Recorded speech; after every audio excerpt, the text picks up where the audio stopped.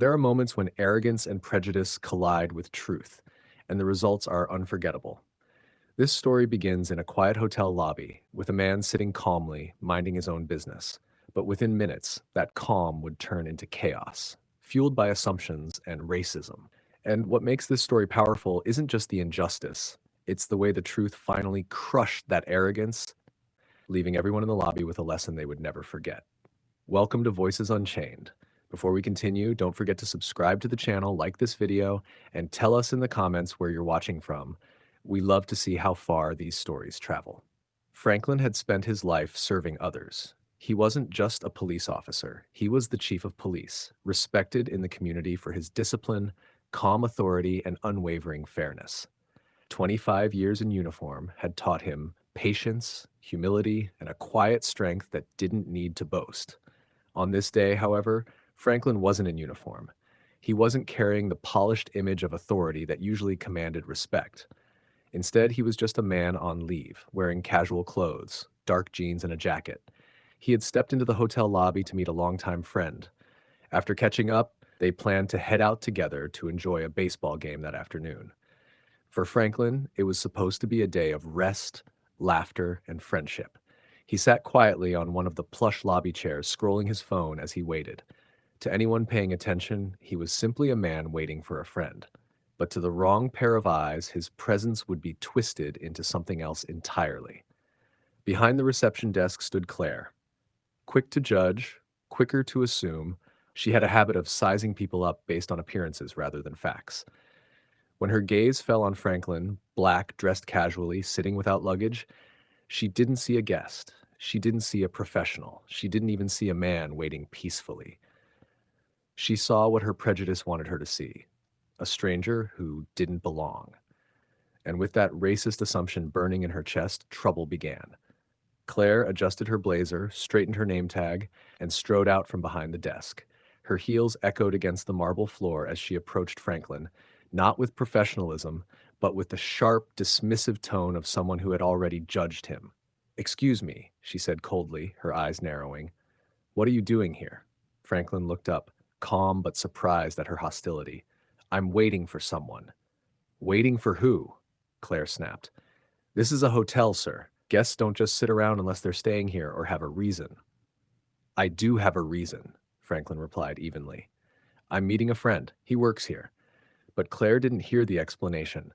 She only saw Franklin's skin, his casual clothes, and the fact that he didn't have luggage. With a dismissive scoff, she smirked and tapped her earpiece. "Security to the lobby," she ordered. Franklin exhaled slowly. He could already see where this was heading. Within moments, two large white hotel security guards arrived. And just like Claire, their approach wasn't neutral or professional. It was dripping with racism, from the way their eyes scanned Franklin with suspicion to the condescending tone in their voices. "Sir," one guard said sharply, "we need to ask you to leave." "I told her. I'm waiting for a friend," Franklin explained calmly. "If you just let me." But the guards weren't interested in listening. Their minds were already poisoned with prejudice. Franklin slowly reached for his jacket pocket. He was about to pull out his wallet, ready to show his identification. The guards didn't give him the chance. With one misinterpreted motion, colored by their racist assumptions, they pounced. In an instant, Franklin was slammed against the polished floor, his face pressed hard against the cold tiles. Pain shot across his shoulders as both guards pinned him down, barking commands as if he were some dangerous criminal. "Stop resisting," one barked. "I'm not resisting," Franklin grunted, straining under their weight. "I'm reaching for my—" But his words were drowned out.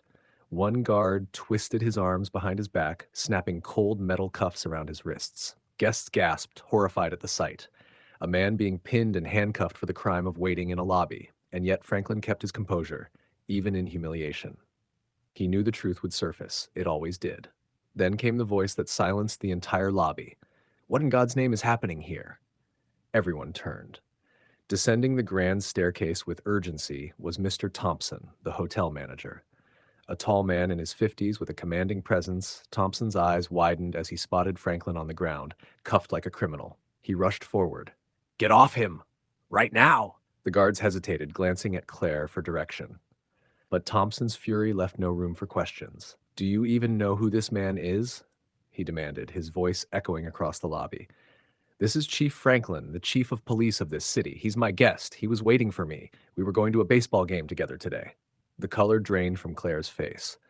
The guard's arrogance collapsed into sheer panic. They scrambled to remove the cuffs, stuttering apologies. Franklin slowly stood, flexing his sore wrists, his calm eyes cutting through the chaos. He wasn't shouting. He didn't need to. His silence was heavier than any words they could muster.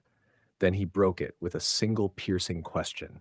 "Tell me," Franklin said, his voice low but firm, "would you have treated me the same way if I were white?" The question hung in the air like a blade. Neither Claire nor the guards could answer. Their silence was an admission louder than words. Thompson turned on his staff with unrestrained anger.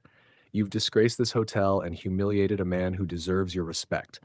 Consider this your last day here. You're fired, effective immediately." Claire gasped. "But, Mr. Thompson, No excuses," he snapped. "Your prejudice nearly caused a scandal. You're not just fired, you're blacklisted. I'll make sure no hotel in this state will ever take you on again." He shifted his gaze to the guards. "And you two? You think tackling a guest without listening is security? No, that's assault. And worse, it was driven by racism. You're finished. You'll never work in this field again." The guards swallowed hard, knowing their careers had just been shattered. Thompson turned back to Franklin, shame in his eyes. "Chief, I cannot apologize enough for this. This hotel owes you more than words." Franklin gave a small nod. "I didn't come here for apologies. I came to see a friend. But maybe this will remind you, and everyone watching, that respect should never be based on skin color." The lobby was still. Guests whispered, some recording, some simply stunned. Everyone who had witnessed the scene knew they had just seen prejudice exposed and dismantled in real time. Claire, once so smug, now stood trembling. The guards, once so forceful, now slouched in defeat. And Franklin? He simply adjusted his jacket, calm as ever. He didn't gloat. He didn't brag. He simply walked beside Thompson, ready to enjoy the baseball game they had planned, proving that no humiliation could strip away his dignity. The moral was clear. Racism and arrogance will always collapse under the weight of truth. The person you look down on might just be the one holding more power than you could ever imagine. Stories like this prove that injustice doesn't stand forever.